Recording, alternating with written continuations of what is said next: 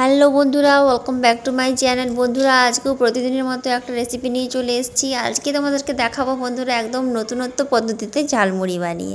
ঝালমুড়ি তো তোমরা অনেক খেয়েছো, কিন্তু তোমরা কি কখনো সিঙ্গারা দিয়ে তৈরি ঝালমুড়ি খেয়েছো? আজকে কিন্তু সেটাই তোমাদেরকে বানিয়ে দেখাবো। তো ভিডিওটা শেষ পর্যন্ত দেখতে থাকো বন্ধুরা। ভালো লাগলে অবশ্যই লাইক, কমেন্ট, শেয়ার, সাবস্ক্রাইব করবে। বন্ধুরা, এটা কিন্তু একবার বানালে কিন্তু মুখে লেগেই থাকবে, এতটাই সুস্বাদু হয়।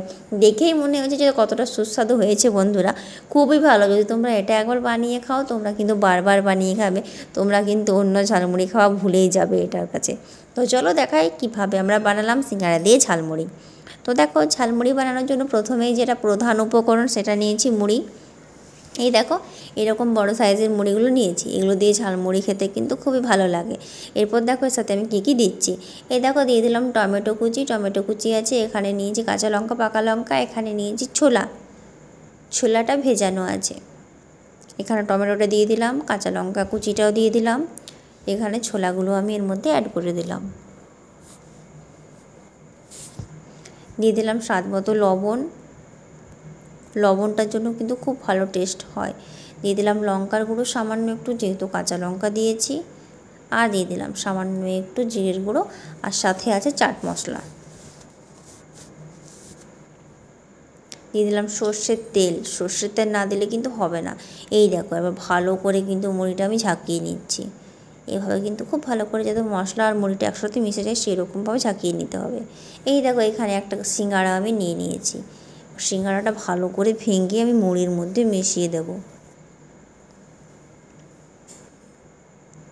এই দেখো, ছোটো ছোটো টুকরো করে নিলাম যাতে সব টুকরোগুলো মুড়ির সাথে মিশে যায়। এই দেখো, হালকা হালকা করে একটু নাড়িয়ে মিশিয়ে নিচ্ছি। এই দেখো, এখানে একটা প্লেট নিয়ে নিয়েছি। এরপর আমি মুড়িটা এর মধ্যে দিচ্ছি। দিয়ে দিলাম সব মুড়িটা।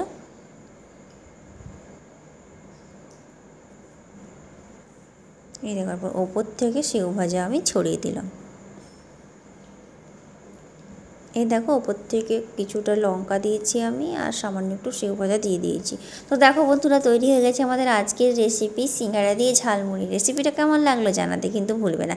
এই দেখো, তোমাদের দেখায় কত সুন্দর হয়েছে বন্ধুরা ঝালমুড়িটা। দেখো, দেখেই মনে হচ্ছে বন্ধুরা যে কেমন হয়েছে। তো বন্ধুরা, তোমরাও কিন্তু এই রেসিপিটা একবার বানিয়ে খাও, আর কেমন হয়েছে সেটা কিন্তু আমাকে জানাতে ভুলবে না। কথা দিলাম তোমাদের সকলের খুবই পছন্দের হবে বন্ধুরা। এটা খেলে কিন্তু তোমরা অন্য ঝালমুড়ি খাওয়া ভুলেই যাবে।